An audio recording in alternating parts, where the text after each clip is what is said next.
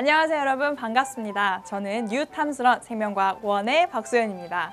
자, 오늘 선생님이 우리 교재 표지 같은 샛노란 노랑노랑 옷을 입었어요. 굉장히 상큼한 마음으로 같이 시작을 해보면 좋을 것 같은데, 우리 오늘 2강이죠. 지난 시간 1강과 이어서 오늘 생명현상의 특성을 계속 쭉 다뤄보도록 할 겁니다. 그런데 1강 공부해보니까 어때요?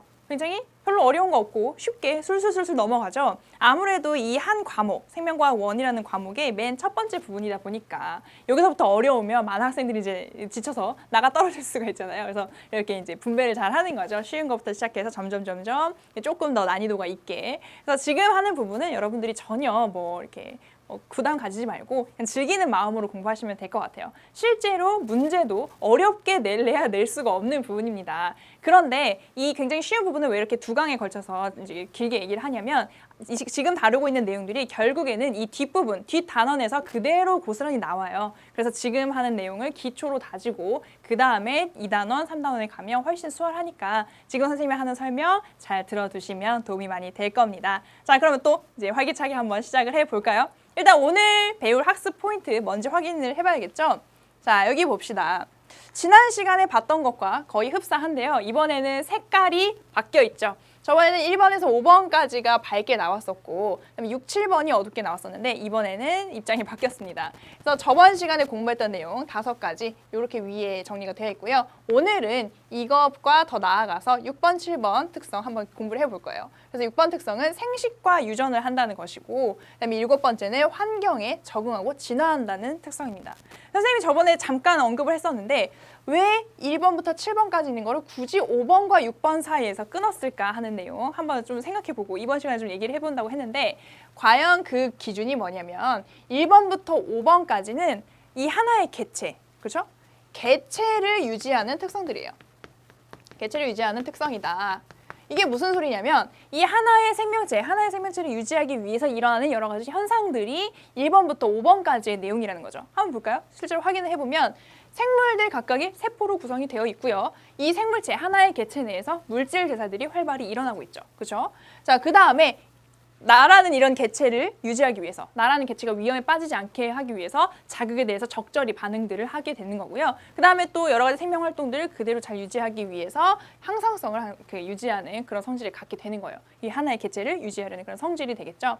그 다음에 발생과 생장을 통해서 개체의 형태를 갖추게 되고 개체가 이제 온전하게 모습을 갖추게 되는 그런 한 개체에 국한된 그런 특성들을 1번부터 5번에 걸쳐서 한번 다뤄봤습니다. 그런데 이제 6번과 7번 이 특성들은 바로 종족을 유지하는 수준의 특성이에요. 종족을 유지하는 수준의 특성이다. 뭐 이 두 가지 구분을 명확하게 여러분들이 꼭 뭐 알아야 된다 이런 것은 아니지만 전체적인 흐름을 조금 구분할 수 있는 그런 능력을 좀 길러주기 위해서 얘기를 해드리는 건데요. 이 종족을 유지하는 특성이라는 건 뭘까? 일단 우리 한 몸 잘 사는 거는 1번에서 5번까지 해서 이제 해결이 됐는데, 우리가 여기서 끝나는 게 아니고 우리는 어떤 그런 본능을 갖고 있나요? 나의 자손을 남기려는, 종족을 보존하려는, 번식시키려는 그런 어떤 본능을 갖고 있잖아요. 그래서 이런 생식과 유전을 해서 나의 종족을 남기는, 종족을 유지하려는 그런 특성을 갖고 있고요. 그 다음에 환경에 적응하고 진화하는 특성을 가지는데, 이건 도대체 종족 유지랑 무슨 상관이 있을까?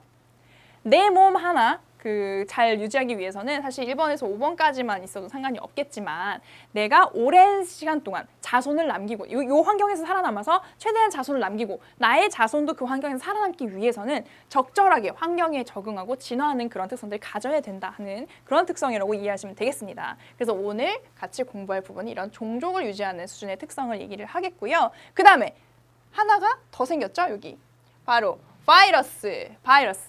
우리 평소에 바이러스, 뭐 컴퓨터 바이러스 얘기도 많이 하고 일상생활에서 이런 뭐 감기 바이러스라든지 이런 것도 얘기 많이 하는데, 그런 바이러스가 여기서 갑자기 생명 현상의 특성을 얘기하다 말고 왜 튀어나오는지 그 맥락을 이따가 여러분들이 잘 이해를 하셔야 됩니다. 물론 바이러스의 여러 가지 특성들도 같이 볼 거고 맥락을 좀 중요하게 여러분들이 여기서 조심해야 될 것 같습니다. 자, 그러면 이런 학습 포인트들 오늘 같이 공부를 해볼게요. 그러면 이쪽으로 옮겨와서 여기 일단 지우고 시작할까요? 말끔한 사람이니까. 자, 그러면 일단 6번째 특성 정리를 해보도록 하겠습니다. 6번째 특성은 생식과 유전을 한다. 이것도 역시 많이 들어본 그런 용어들이에요. 생식하고 유전하고.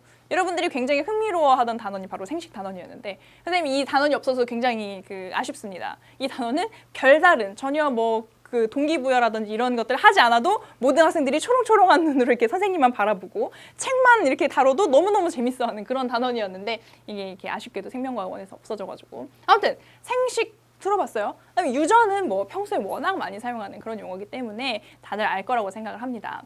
자, 그러면 조금 더 구체적으로 정의를 좀 해보면 일단 정의라기보다는 어떤 느낌인지 한번 볼게요. 생식은 간단하게 얘기해서 세 글자로 줄여서 얘기할 수 있어요. 줄여서 얘기하는 건 늘리는 거군요. 이건 두 글자인데 세 글자로 풀어서 한번 생각을 해보면 바로 생식은 낳는 것이에요. 낳는 것. 뭐를 낳는 거죠? 바로 자손을 낳는 것. 자, 아까 선생님이 이 6번부터는 종족을 유지하는 수준이라고 그랬는데 자손을 낳는 거, 그 생식을 한다 하는 건 내 하나의 개체에서 해결되는 일이 아니죠. 한 대가 더 이제 진행이 되는 그런 특성이기 때문에 종족 유지라고 얘기를 했는데 아무튼 자손을 낳는 것을 생식이라고 합니다. 우리는 이런 본능들을 갖고 있어요. 그런데 이 생식에도 우리가 두 가지 종류로 한번 나눠볼 수가 있겠죠. 이렇게 생식. 무슨 생식? 아마 한 번쯤은 들어봤을 텐데 바로 무성생식과 유성생식 이렇게 두 가지 종류로 좀 나눠볼 수가 있어요. 무성, 성이 없다. 유성, 성이 있다. 이 성은 뭘까요? 이게 성별할 때 그런 성이겠죠, 아무래도. 그래서 성별이 없이 생식하는 거. 그 다음에 성별을 따져서 성별이 있으면서 이제 생식하는 거. 이렇게 그냥 간단하게 생각하시면 되는데 구체적으로 한번 보면 무성생식 같은 경우에는 몸의 일부가 분리돼요. 어머, 무서운데? 몸의 일부가 분리되어서 이게 하나의 새로운 개체가 되는 거죠. 뉴 개체, 우린 뉴 탐스런인데 뉴 개체를 만듭니다. 자, 몸의 일부가 분리되어서 새로운 개체를 만든다. 어떤 것들이 있을까요? 그래서 이거의 대표적인 예로는 뭐가 있냐면 분열법. 이렇게 하나의 세포였던 어떤 생물체가 세포 분열을 해요. 그래서 세포 분열하면 두 개의 세포가 되는 건데 이게 원래 단세포 생물이다 보니까 분열하면 바로 남남 서로 다른 개체가 되는 거예요. 이런 거 분열법이라든지 그 다음에 이렇게 한쪽 옆구리에서 이렇게 뭔가 싹이 나옵니다. 그렇게 해가지고 이게 뽕 떨어지면 이게 새로운 개체가 되는 이런 출합법이라든지 그 다음에 여러 가지 포자생식이라든지 여러 가지가 있는데 여러분들 책에 어떤 용어가 써 있냐면 예시로 영양생식이라는 게 써 있을 거예요. 영양생식. 자, 이게 무슨 소리일까? 영양생식이라는 거는 이 영양이 영양분을 가지고 생식하는 건 아니고요. 우리가 식물의 경우에 동물의 경우에 사용하는 용어는 아니고 식물의 경우에 기관을 크게 두 개로 나눌 수가 있습니다. 바로 영양기관과 생식기관으로 나눠진대요. 식물의 기관을 나눠보면 영양기관과 생식기관. 이 생식기관이라는 거는 예를 들면 꽃이라든지 열매, 씨앗이라든지 이런 것들을 생식기관이라고 해요. 그래서 이제 유성생식의 방법을 통해서 수정해서 이렇게 자손을 얻게 되는 방법이 있는 반면에 이렇게 영양기관이라고 하면 말 그대로 이 생물체가 영양분을 얻는 데 관여하는 그런 기관들을 얘기해요. 그래서 잎이라든지 뿌리, 줄기 등이 여기 속하는데 이 잎이나 뿌리나 줄기의 일부분을 분리해서 심었어. 그랬더니 걔가 새로운 개체가 되는 거. 꺾꽂이라든지 이런 거 있죠. 그런 것들이 바로 이 영양생식의 예가 됩니다. 영양생식. 그래서 영양기관을 통해서 생식을 하는 건데 우리 책에 어떤 생물이 나와 있냐면 만손초가 나와요. 여기 만손초 그림 있죠? 만손초 굉장히 귀엽습니다. 이렇게 해가지고 얘가 만손초 이파리가 이렇게 있으면 이 이파리 끝에 조그만한 이런 이파리가 생겨요. 마치 그런 거죠. 대형 선박에 구명보트 있는 것처럼 그런 느낌으로 이렇게 큰 이파리, 이 가장자리에 작은 이파리들이 이렇게 붙어 있습니다. 그러다가 이 작은 이파리들이 슝 떨어져 나가서 밑에 이제 그 땅에 안착하게 되면 거기서 이제 새로운 개체가 나오는 이런 영양생식을 하게 되거든요. 그래서 이런 굉장히 독특한 사례들도 있다는 거 알아두시면 되겠어요. 그런데 이 무성생식의 경우에 굉장히 중요한 특성 하나는 나의 몸의 일부가 분리되는 것이기 때문에 자손이 어버이와 자손이 유전적으로 동일해요.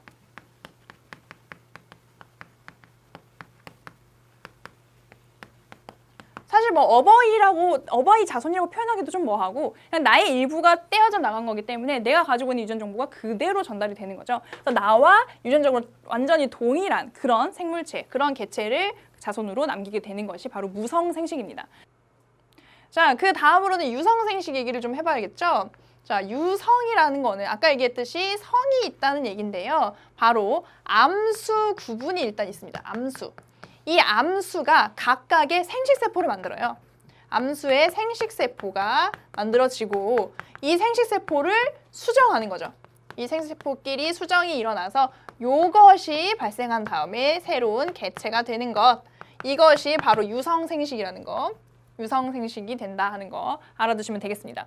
자, 그러면 한번 볼게요. 아까 무성생식 같은 경우에는 어버이와 자손이 유전적으로 동일하다 그랬어요. 그러면 유성생식은 무성생식이었고 유성생식은 이 새로운 개체가 부모의 유전자와 동일하다고 볼 수가 있을까요? 일단 이 개체가 엄마, 그러니까 암컷의 그 유전 정보와 동일하다고 할 수 있을까요? 아니면 아빠, 수컷의 유전 정보와 동일하다고 할 수 있을까요? 그럴 수는 없겠죠. 왜? 이거 두 유전 정보의 합이 이 새로운 개체이기 때문에 이건 조합이라고 봐야 돼요. 그래서 이걸 어떻게 정리할 수 있냐? 어버이와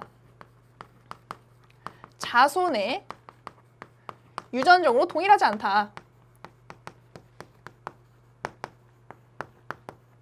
물론 이 개체가 가지고 있는 유전 정보는 이 어버이의 것을 일부씩을 받은 거라서 어차피 그거의 조합이지만 전체적으로 같다, 뭐 100% 같다라고 볼 수는 없다는 얘기죠. 뭐 새로운 것이 뿅 생겨난 건 아니에요. 유전 정보가 일단 있던 것을 받았지만 이것들의 조합이다 하는 걸 여러분이 이해하시면 되겠습니다.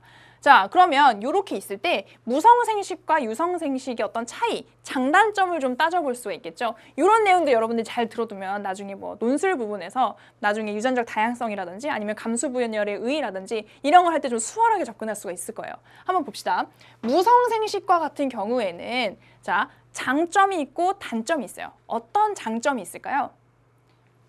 무성생식이 갖는 장점은 우리 유성생식하는 생물체가 갖는 어떤 단점의 반대가 될 수가 있어요. 그러니까 이 유성생식의 단점이 무성생식의 장점으로 작용될 수가 있다는 얘기죠.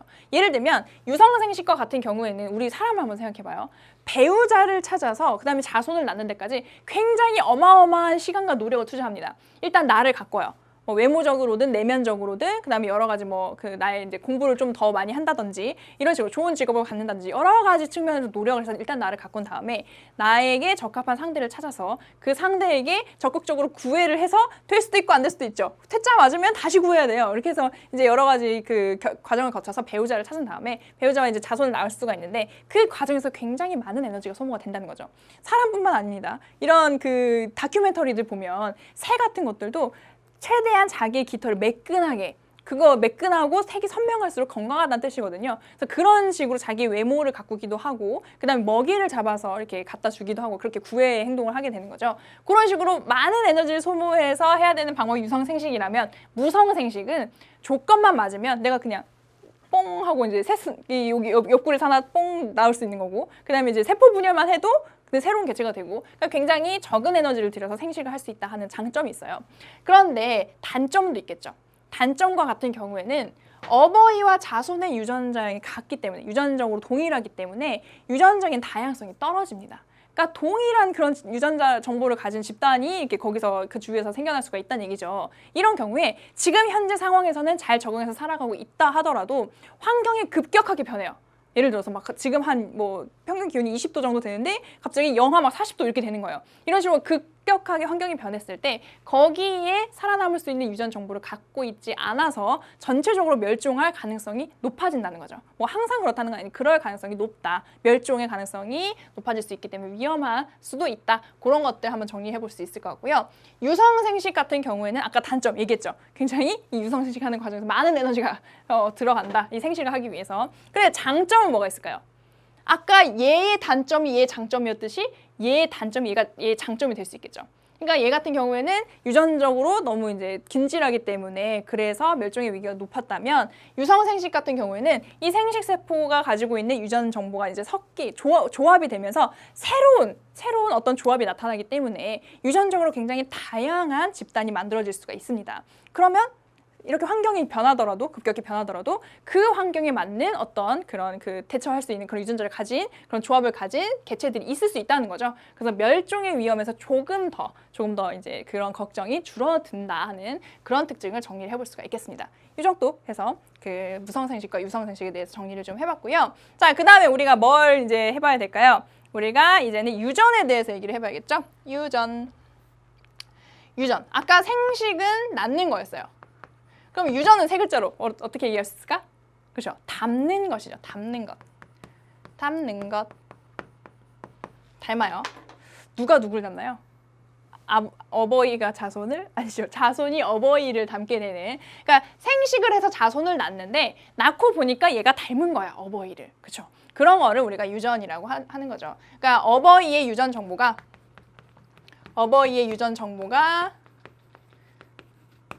자손에게 전달이 되는 거죠.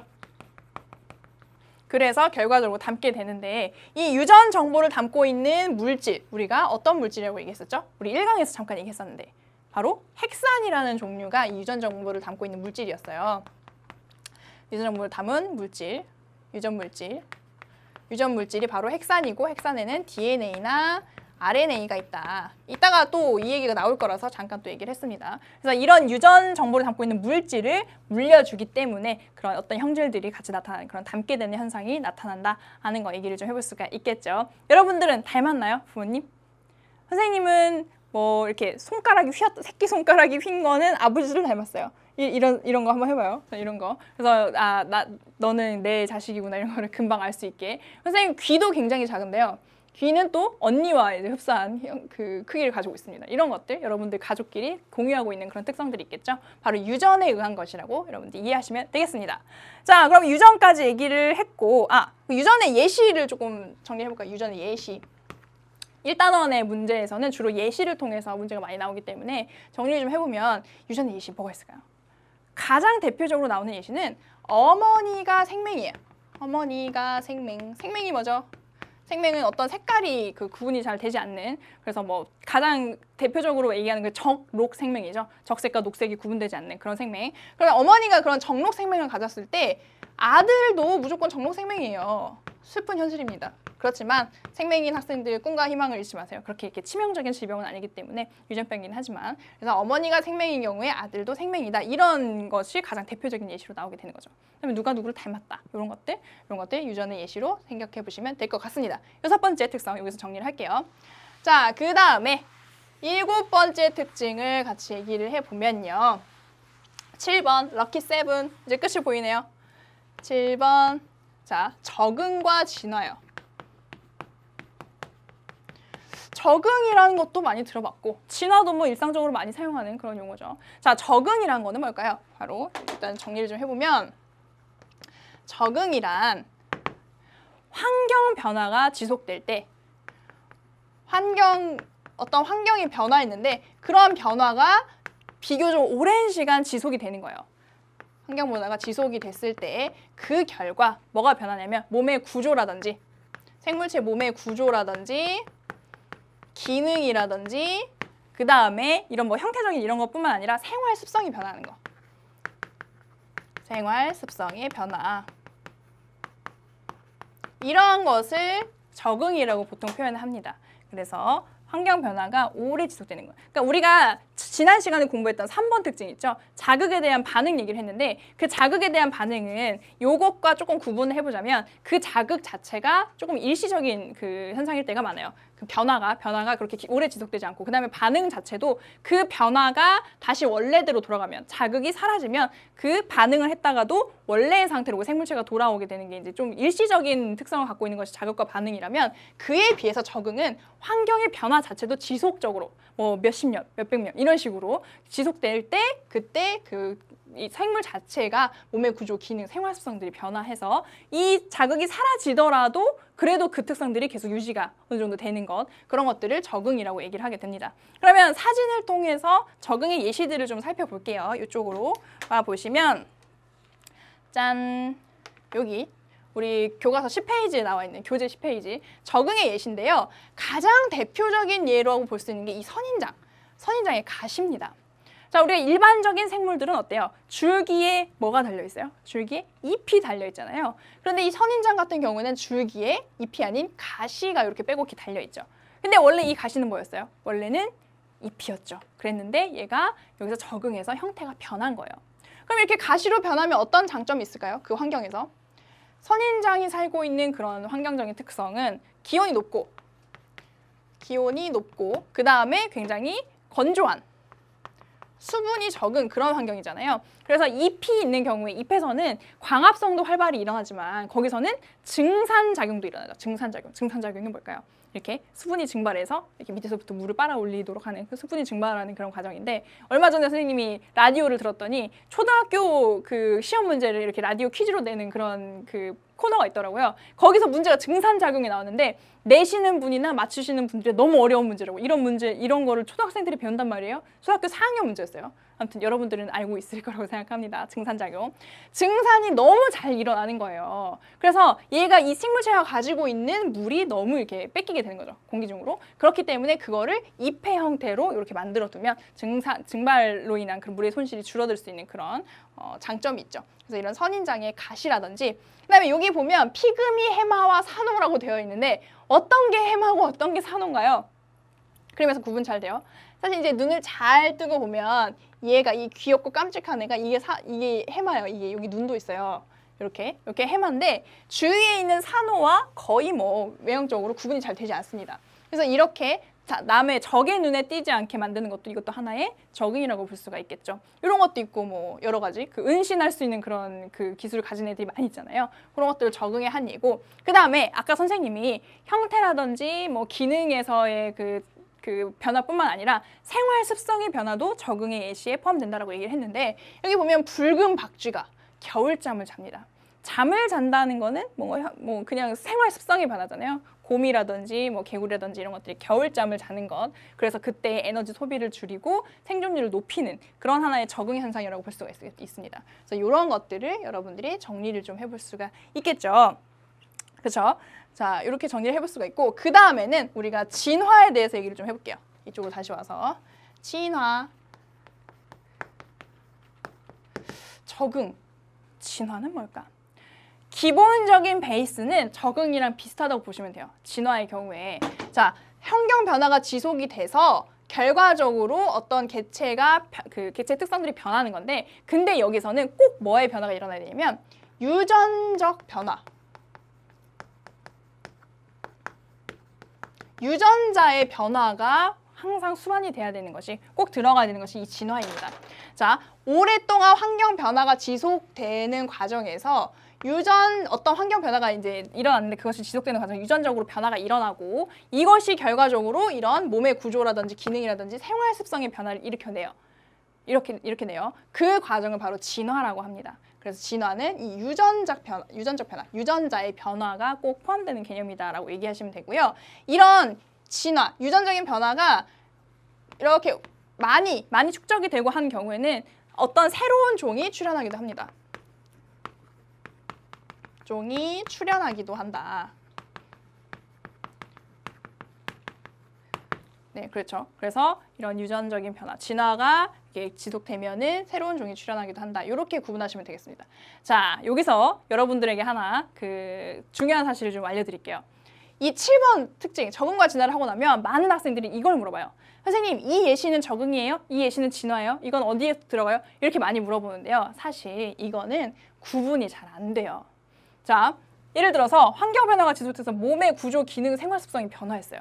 근데 그 변화 과정에서 아무래도 유전자의 변화가 없을 수도 있지만 그런 유전자의 변화를 바탕으로 일어나는 경우도 많이 있어요. 그러니까 적응과 진화는 하나로 묶어서 생각을 하세요. 꼭 그 경계를 구분하려고 하지 마시고, 그리고 보기에서도 항상 적응과 진화가 같이 묶어서 나옵니다. 근데 일부 가장 대표적인 뭐 선인장이라든지 이런 것들의 예는 그냥 적응의 예다 이렇게 얘기를 하기도 하는데요. 대부분은 이 적응과 진화를 묶어서 얘기를 하니까 여러분들이 너무 혼란스러워하지 않아도 될 것 같아요. 사실 어떤 예시를 두고 선생님 이게 적응이에요 진화예요 라고 물어보면 선생님도 구분할 수 없어요. 왜? 이게 유전적 변화가 일어났는지 안 일어났는지 그걸 따져봐야 되잖아요. 그 전에는 모르는 거예요. 그래서 선생님이 구분 못한다는 얘기는 다른 출제자들도 구분하기가 어렵다. 그러니까 이 적응이냐 진화를 구분하는 문제는 나온다 안 나온다? 나올 수가 없다 하는 거. 그런 것들 여러분들 하나 팁으로 생각하시면 되겠죠. 그래서 그냥 적응과 진화를 묶어서 생각하면 되겠다 하는 거.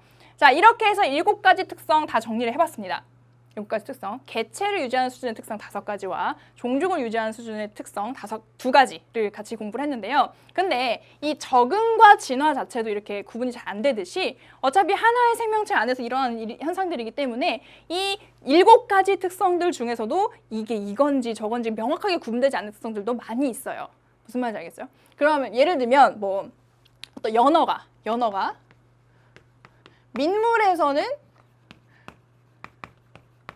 묽은 오줌을, 그 다음에 바다에서는 진한 오줌을 배설한다. 자, 이거에 대해서 이게 어떤 1번부터 7번까지의 특성들 중에서 어디에 들어갈까 한번 생각을 해보면 사실은 민물에서와 바다에서 체내의 어떤 무슨 삼투압을 유지하기 위해서 항상성을 맞추기 위한 하나의 조절 반응이다라고 생각하면 항상성 쪽으로 생각할 수도 있지만 다른 물고기가 아니라 연어가 이런 특성을 갖게 되었다. 하나의 적응으로 볼 수도 있겠죠. 그래서 이런 식으로 그 하나의 이제 문장을 가지고 이렇게도 해석이 될 수가 있고 저렇게도 해석이 될 수가 있어요. 근데 이런 경우에는 여러분들이 너무 헷갈린다고 생각하지 말고 다른 보기들을 보시면 됩니다. 아마도 이렇게 조금 여러분들 이렇게 생각할 수도 있고 저렇게 생각할 수도 있는 그런 보기가 나오면 다른 보기들이 굉장히 명확하게 특성들을 나타내고 있을 거예요. 그럼 이렇게 해서 다른 걸 바탕으로 판단을 하시면 되니까 너무 이렇게 이건 어디에 들어가지? 이렇게 하지 마시고 그때그때 문맥에 따라서 상황에 따라서 다른 특성으로 분류가 될 수도 있다 하는 거 그것 좀 알아두시면 될 것 같습니다. 자, 그러면 여기까지 해서 생명 현상의 특성은 마무리를 했고요. 선생님이 아까 그 오늘 학습 포인트 얘기를 할 때 이거 외에도 우리가 하나의 그 내용을 더 배우겠다라고 얘기를 했었는데 그게 바로 뭐였냐면 바이러스입니다. 바이러스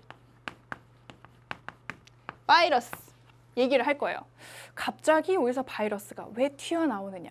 왜 튀어나올까요? 자, 생각을 좀 해보면 바이러스 같은 경우에는 하나의 병원체로서 이제 우리 이게 여러 가지 질병들 옮기기도 하고 그렇게 되는데 바이러스는 지금의 생명 현상의 특성 7가지 배웠지만 그 중에서 충족을 시키는 것도 있고 시키지 않는 것도 있어요. 그래서 얘가 생물로 봐야 되나 무생물로 봐야 되나 굉장히 논란이 많았던 그런 하나의 뭐라고 해야 되지? 존재입니다. 하나의 존재예요. 그래서 이 바이러스에 대해서 지금 얘기를 하는 거예요. 그 특성들을 바탕으로 한번 구분을 해보자.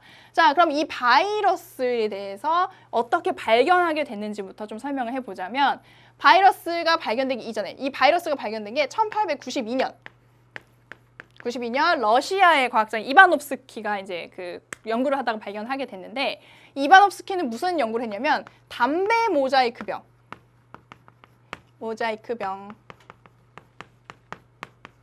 이라는 것을 연구하고 있었어요. 이 담배 모자이크병은 뭐냐? 이렇게 담배가 원래 식물인 거 아시죠? 식물의 담배잎을 이렇게 가공해서 만드는 게 우리가 알고 있는 담배인데 이 담배잎이 싱싱한 거, 정상적인 건강한 잎은 이렇게 매끈매끈하게 생기고 그다음에 굉장히 짙은 녹색을 띠고 있는 이렇게 예쁘게 생겼습니다. 그런데 이 담배 모자이크병에 걸린 담배잎은 이렇게 돼가지고 군데군데 굉장히 반점이 있는 거예요. 군데군데 병든 잎은 이렇게 그래서 모자이크 형태의 이런 반점이 있다 해서 담배 모자이크 병이거든요. 이런 모자이크 병에 의해서 담배 수확량이 굉장히 이제 타격을 받은 그런 상황이었어요. 그래서 이거의 병원체가 도대체 뭔가 하고 그 연구를 하게 됐는데 이 당시만 하더라도 그 모든 병원체는 거의 대부분은 세균이라고 생각을 했었어요. 세균. 자, 이제 여기서 이 배경 얘기를 하면서 세균의 얘기가 나왔는데 세균에 대해서도 여러분들에게 얘기를 안 할 수가 없죠. 세균은 우리가 다른 말로 뭐라고 하나요? 영어로? 박테리아라고 얘기를 하게 되는데 박테리아랑 바이러스랑 헷갈려 하는 학생들이 굉장히 많습니다. 생각보다. 박테리아와 바이러스는 전혀 다른 존재예요. 전혀 다른 느낌입니다. 자, 세균, 박테리아와 같은 경우에는 얘는 생물일까요? 아닐까요? 예, 생물일까 아닐까요? 엄연한 생물이에요. 누가 뭐라 해도 부인할 수 없는 생물입니다. 생물. 자, 생물이에요, 얘는. 그런데 바이러스는 아까 생물과 무생물의 약간 애매모호한 경계에 있다 그랬죠. 그런 점에서 굉장히 다르니까 요거에 대해서 비교하는 건 조금 이따가 다시 얘기를 할게요. 자, 아무튼 이 당시에는 주로 세균이 병원체라고 생각했기 때문에 당연히 이 담배 모자이크병도 세균에 의해서 일어나겠거니라고 생각을 했었어요. 그래서 어떤 실험을 했냐면 실험을 한번 보러 가도록 하겠습니다. 자, 여기 보시면 우리 책의 11페이지에 있는 그림인데요. 한번 볼게요. 자, 이게 이바노프스키가 하게 된 실험인데 여기 보면 담배 모자이크 병에 걸린 담뱃잎을 준비합니다. 그리고 이거를 갈아서 즙을 내요. 그러면 이 즙 안에는 뭐가 있을까요? 이 담뱃잎의 세포가 이게 부서진 것들도 있겠지만 이 안에 여기 이제 병원체들이 있으니까 이 안에 즙 안에 병원체가 들어가 있을 거예요. 그렇죠? 병원체가 들어있는 이 즙을 만들어내는 겁니다. 그러면 이 즙을 어디다 걸러내냐면 세균 여과기라는 것에 거르게 돼요. 이 세균 여과기는 말 그대로 세균을 걸을 수 있는 그런 장치입니다. 그래서 여기를 이렇게 쭉 통과시키게 되면 세균은 여기 다 걸러지게 돼요. 세균은 통과를 하지 못합니다. 이 세균 여과기를. 그래서 이 세균보다 크기가 작은 물질들만, 뭐 즙이라든지 이런 작은 물질들만 밑으로 똑똑똑똑 떨어질 수가 있게 되는 거죠. 근데 보세요. 이바노프스키가 처음에 생각했던 것처럼 이 병원체가 세균이라면 이 병원체는 여기서 다 걸러지겠죠. 그리고 이 밑으로 나온 이 여과액에는 병원체가 없는 상태여야 맞잖아요. 그랬는데 이 여과액을 어떻게 했더니 여과액을 건강한 담뱃잎에 발랐더니 결과적으로 여기 다시 담배 모자이크병이 생겼다는 거예요. 자, 그럼 처음에 생각했던 것과 다르죠. 세균이라면 여기 다 걸러져서 여기 여과액에는 병원체가 없어야 되고 병원체가 없는 여과액을 묻혔을 때는 병에 안 걸려야 맞는데 이게 병에 걸리더라. 그럼 이거 뭐라고 해석할 수 있어요? 이 실험 결과를. 아, 이 병원체는 세균 여과기를 통과하는 크기에 더 작은 크기의 어떤 물질이구나, 어떤 존재구나 라는 거를 생각을 한 거예요. 그래서 이 이후에 계속된 실험을 통해서 이런 것들을 증명을 해내서 결과적으로는 이 바이러스를 추출하게 된 거죠. 바이러스 결정을 얻어내게 됩니다. 그리고 나서 이름을 이렇게 붙이게 된 거죠. 그래서 이런 과정을 통해서 발견하게 됐다 하는 거, 실험적인 증거 여러분들이 한번 생각해 보세요. 그래서 여러분이 나중에 혹시라도 실험을 하게 되었을 때, 실제로 자기가 탐구를 수행하게 되었을 때 이렇게 됐을 때는 어떻게 되어야 된다라는 이제 예상을 좀 하고 그 결과를 분석해서 그것이 맞는지 틀린지 나중에 탐구 과정에 대해서 얘기할 거지만 그런 것들을 좀 잘 설계하고 잘 분석할 수 있는 그런 능력들이 필요하거든요. 그래서 굉장히 단순해 보이는 실험이라도 여러분들이 실제로 해보기는 쉽지 않다 하는 거 하나 알아두시면 될 것 같습니다. 자, 그럼 다시 이쪽으로 와서 바이러스의 특성을 한번 정리해 볼게요. 바이러스의 특성. 자, 첫 번째로 크기입니다. 크기. 바이러스가 클까요? 세균이 클까요? 여러분들 한번 생각해 보세요. 뭐가 더 클 것 같아요? 아까 실험 봤잖아요. 세균은 걸러지는 그런 여과기를 바이러스는 통과한다 그랬죠. 그래서 바이러스는 굉장히 작아요. 그래서 뭐 0.01에서 0.2 마이크로미터 정도의 굉장히 작은 크기, 세균보다도 훨씬 작은 크기다. 이 바이러스에 비하면 세균은 굉장히 큰 축에 속합니다. 굉장히 거대한 존재예요. 그래서 이런 경우에는 뭐 광학 현미경으로 관찰하는 것 자체도 어렵고, 우리 마이크로미터가 얼마나 작은지 알고 있어요? 우리 그 밀리미터는 몇 분의 1미터인가요? 미터의 몇 분의 1이죠? 1미터를 1000분의 1로 쪼갰을 때 1mm는 1000분의 1미터예요. 그러니까 이걸 다른 말로 하면 10의 마이너스 3승 미터죠. 그 다음에 이 마이크로미터는 1마이크로미터는 10의 마이너스 6승 미터입니다. 그러니까 100만 분의 1미터. 자, 그 다음에 하나 더 가보면 1나노미터가 있는데요. 1나노미터는 10의 마이너스 9승미터. 굉장히 작은 사이즈죠. 이렇게. 그 중에서 요 1마이크로미터도 채 안 되는 거예요. 굉장히 작은 사이즈고 이렇게 되어 있습니다. 자, 그 다음에 두 번째 특성은 뭐냐면, 두 번째 특성은 이걸 구성하고 있는 물질이 되겠는데요. 물질에 대해서는 이 바이러스의 생김새를 좀 보면서 얘기를 해볼게요. 물질. 자, 이쪽으로 와보시면 짜잔. 같은 그림 찾기. 자, 이거 여러 종류, 4종류의 바이러스 그림을 이렇게 제시를 해놨는데 이 바이러스 각각 굉장히 다르게 생겼어요. 얘는 무슨 옥수수처럼 생기기도 했고 옥수수처럼 생기고 얘는 뭔가 굉장히 징그럽게 뭐가 막 박혀있죠? 그다음에 이거는 이거 뭐야? 아무튼 굉장히 독특한 모양새들을 하고 있는데 모양새가 다르더라도 공통적으로 나타나고 있는 구조들이 있어요. 뭐가 있을까요? 같은 그림 찾기. 여기 보면 공통적으로 단백질 껍질들을 다 갖고 있습니다. 단백질 껍질들을 다 갖고 있어요. 그 단백질의 구조가 달라서 모양이 달라 보이는 것이지 결과적으로 구성하고 있는 물질의 종류는 같다는 얘기예요. 그 다음에 단백질로 이루어진 껍질 안에는 뭐가 공통적으로 들어있는 걸 볼 수 있어요? 여기 보면 얘는 RNA, 얘도 RNA, 얘는 DNA, 얘는 DNA. 자, 우리가 RNA랑 RNA와 DNA는 뭐라 그랬죠? 이걸 합쳐서 뭐라고 부를 수 있다고? 바로 핵산이라고 부른다고 얘기를 했었죠. 핵산. 핵산은 유전 정보를 저장하고 있는 유전 물질이라고 했습니다. 그래서 바이러스는 공통적으로 단백질 껍질 안에 이 유전 물질, DNA가 됐든 RNA가 됐든 이런 핵산이라는 유전 물질을 갖고 있는 그런 공통 구조를 가지고 있다 하는 거 여러분들이 정리하시면 되겠습니다. 그럼 다시 이쪽으로 좀 와서 자, 물질. 단백질과 핵산으로 구성된다. 자, 그 다음에 뭐냐면 숙주세포 내에서 증식한다. 에서 증식을 합니다. 숙주가 뭐예요? 숙주. 우리가 뭐 기생하는 그런 생물들에 대해서 들어봤죠. 기생. 그럼 기생충이라든지 이런 것들이 어디서 살아요? 어떤 다른 생물체의 몸 안에서 살면서 이익을 취하잖아요. 그런 기생생물체가 기생하는 대상이 되는 생물을 숙주라고 합니다. 숙주. 그래서 숙주세포 내에서 증식을 하는데 그러니까 그거의 한 예시를 좀 들어보면 아까 이렇게 대장균이 있고요. 우리가 평소에는 대장균 굉장히 작은 아이라고 생각하지만 바이러스 입장에서는 되게 크다 그랬어요. 그래서 대장균이 있고 여기에 한 바이러스가 앉았습니다. 이 바이러스 이름은 박테리오파지. 자, 이런 박테리아, 세균에 기생하는 바이러스라고 해서 이름이 박테리오파지예요. 이 박테리오파지는 겉에 여기 단백질 껍질도 갖고 있지만 안에 뭐도 있다고요? 이렇게 유전 물질도 갖고 있다고 얘기를 했습니다. 유전 물질. 너무 작아서 잘 안 보이지만 여러분들 다 이해할 거라고 생각해요. 유전 물질 갖고 있어요. 그러면 이 바이러스가 단백질 껍질과 유전 물질을 같이 해서 이 몸뚱아리가 통째로 들어가는 게 아니고 숙주세포 안에 그럼 너무 번거롭잖아요. 그러니까 정말 진수 가장 중요한 것만 집어넣습니다. 뭐만? 유전 물질. 핵산만 이렇게 속 안에 쏙 집어넣어요. 쏙 집어넣습니다. 그러면 그 다음부터 무슨 일이 생기냐면 이 안에 이 대장균이 가지고 있는 여러 가지 효소 그리고 여러 가지 물질들이 있을 거잖아요. 그거를 다 몽땅 빌려서 자기 거 마냥 쓰는 거예요. 자기 거 마냥. 그래서 물질 대사도 하고요.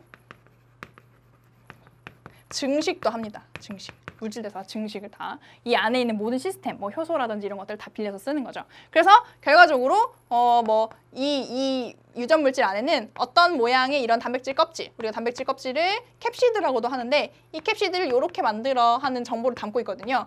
막 이렇게 껍질을 만들어요. 몽땅 만들고 모양이 점점 이상해지지만 바쁘니까. 이렇게 몽땅 만들고 그 다음에 이 유전 물질도 다 복제를 해서 이 안에다 다 이렇게 넣는 거죠. 다 정성스레 포장을 합니다. 그 다음에 어느 정도 충분히 만들어졌다 싶으면 이 숙주세포를 빵 터트리고 밖으로 쏟아져 나오는 거예요. 얼마나 잔인합니까? 아무튼 바이러스는 이런 식으로 병을 일으키게 되는데요. 이런 식으로 숙주세포 내에서 숙주세포의 모든 것을 이용해서 증식을 하게 되고 물질 대사도 한다 하는 이런 특성을 가지고 있습니다. 자, 그런데 아까 선생님이 처음에 얘기했어요. 바이러스가 여기서 나온 맥락이 얘가 생물적인 특성도 가지고 있고 무생물적인 특성도 가지고 있어서 라고 얘기를 했었죠. 그러면 이런 특성들을 생물적인 특성과 무생물적인 특성으로 한번 분류를 해보자 하는 게 여기서의 주요 내용이 되겠습니다. 자, 볼게요. 일단 생물적인 특성이 있을 수 있고 특성, 그 다음에 무생물적 특성. 두 개로 나눠서 설명을 해볼게요. 첫 번째, 생물적인 특성은 이 바이러스를 구성하고 있는 물질에 있습니다. 아까 이 바이러스는 뭐랑 뭘로 구성이 되어 있다 그랬죠? 뭐랑 뭘로. 그쵸? 단백질과 핵산으로 구성되어 있다 그랬죠? 단백질과 핵산으로 구성되어 있다는 것 자체가 생물체의 특성이라고 볼 수 있는 그런 하나의 근거가 돼요. 특히 이 핵산, 유전물질을 갖고 있다는 거는 생물체의 중요한 특성 중에 하나였잖아요. 세포막으로 구성되고 그 안에 유전물질을 갖고 있는 게 이 세포 구조의 기본적인 그것이니까, 자, 단백질과 핵산으로 되어 있다는 것이 하나의 생물적 특성이 되겠고요. 두 번째로는 뭐가 있냐면 물질 대사를 하고 증식합니다. 아까 봤죠? 물질 대사하고 증식한다. 그런데 이게 아무 때나 하는 건 아니고 언제만, 꼭 숙주세포 내에서만, 숙주세포 안에 들어와서 그 숙주세포의 여러 가지 효소라든지 물질을 이용해야지만 물질 대사와 증식이 가능해요. 그래서 이런 것도 일부 가능하기 때문에 생물적인 특성을 갖고 있다라고 분류를 하고요. 한 가지 더 얘기를 하면 돌연변이가 일어나요. 돌연변이는 이제 진화의 한 단서가 되는 거죠. 돌연변이가 일어나고 그 다음에 자기의 유전물질을 전달해서 증식해서 그 새로 만들어진 바이러스들에게 전달하는 그런 유전도 일어난다는 거. 이런 것들 세 가지가 생물적인 특성으로 분류를 해볼 수가 있겠습니다. 그런데 이 돌연변이도 어디서만? 숙주세포 내에서만 일어나는 특성이다 하는 거 정리를 좀 해볼 수 있고요. 자, 그 다음에 무생물적 특성 한번 정리해 볼게요. 무생물적 특성. 첫 번째로는 물질 대사와 증식을 언제만 할 수 있다. 물질 대사와 증식을 하는데 여기서는 숙주세포 내에서만 할 수 있다 그랬잖아요. 그래서 물질 대사와 증식을 하지 못한다. 이건 뭔 소리야? 반대되잖아요. 그런데 숙주세포 밖에 있을 때는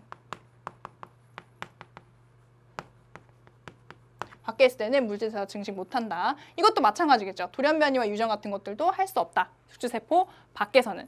그래서 이런 그 특성을 갖고 있고, 그러면 그 세포 밖에서, 숙주세포 밖에서는 얘가 그럼 어떤 상태로 있는 거야? 물질 대사도 못하고 증식도 못하고 유전과 뭐 돌연변이 같은 것도 안 일어난다면 얘는 그냥 이 밖에서는 어떤 결정 형태로, 입자 상태로 돌아다닙니다. 입자의 상태로 존재한다. 어디서? 숙주세포 밖에서. 자, 이렇게 정리를 해볼 수가 있겠어요. 입자의 상태로 존재한다. 그냥 단백질과 핵산으로 이루어진 그냥 결정, 그냥 어떤 물질이 그 정도 상태로 존재한다는 거죠. 이렇게 공기 중에 있다거나 그러면. 자, 그다음에 가장 마지막으로 제일 중요하다고 볼 수 있는 특성은 바로 뭐냐면 그 세포 구조가 아니에요. 세포가 아니다. 선생님이 저번 시간에 1강에서 세포이려면 어떤 특성을 기본적으로 가져야 된다. 막 구조를 가지고 있어서 안팎을 이제 분리할 수 있는 그런 막 구조가 있어야 된다라고 얘기를 했는데 세포 구조가 아닙니다. 그러니까 당연히 세포막이 없이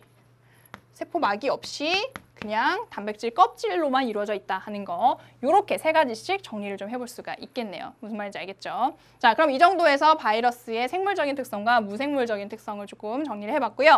그 다음에 우리 교재를 보시면 무슨 얘기를 좀 해야 되냐면 바이러스와 세포의 비교를 한번 해볼게요. 짠! 여기 11페이지에 나와 있는, 옆구리에 나와 있는 표가 되겠는데, 방금 전에 얘기했던 거를 바탕으로 해서 바이러스와 세포는 말 그대로 생물이란 얘기니까 어떻게 좀 차이점이 있는가 살펴보도록 하겠습니다. 여기를 보시면 바이러스 같은 경우에는 핵 자체가 없죠. 핵이 없어요. 그리고 증식과 물질 대사는 왜 세모로 되어 있냐면 숙주세포 내부에서만 가능하기 때문에 세모로 표시를 해놓은 거죠.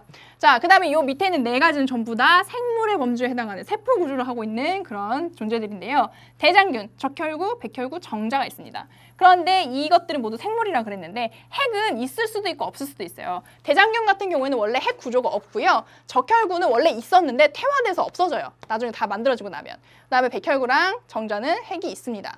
자, 증식의 여부를 볼까요? 증식 보면 대장균은 분열법을 하든지 해서 분열을 해서 증식을 할 수가 있고, 적혈구는 핵이 없기 때문에 더 이상 증식도 안 돼요.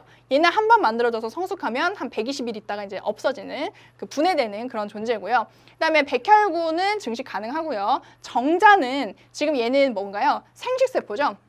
생식세포는 일단 감수 분열을 한번 거쳤기 때문에 더 이상 증식을 할 수 없는, 분열을 할 수 없는 그런 존재입니다. 그래서 증식에 있어서는 뭐 되는 것도 있고 안 되는 것도 있어요. 세포인데도 불구하고. 그런데 물질 대사를 보시면 나머지 다 네 가지는 모두 물질 대사가 스스로 가능하죠. 자기 자신의 효소나 자기 자신의 물질을 가지고 물질 대사를 할 수 있는 특성을 가지고 있다 하는 거 점검해 보실 수가 있겠습니다. 그래서 나중에 보면 특히 이런 대장균과 바이러스를 묶어서 이 특성을 비교하는 거 이런 것들이 많이 나올 수 있어요. 그래서 이런 경우는 뭐 똑같이 핵은 없지만 이런 점에서 특성이 다르기 때문에 뭐 달라진다. 이렇게 여러분들이 특성 좀 정리해 두면 나중에 문제 풀이할 때 도움이 되지 않을까 싶습니다. 자, 마지막으로는 거기 보면 바이러스의 구분이 있는데요. 바이러스 구분 여기다가 써볼까요? 바이러스 크게 두 가지 구분 기준이 있어요. 첫 번째로는 숙주세포의 종류와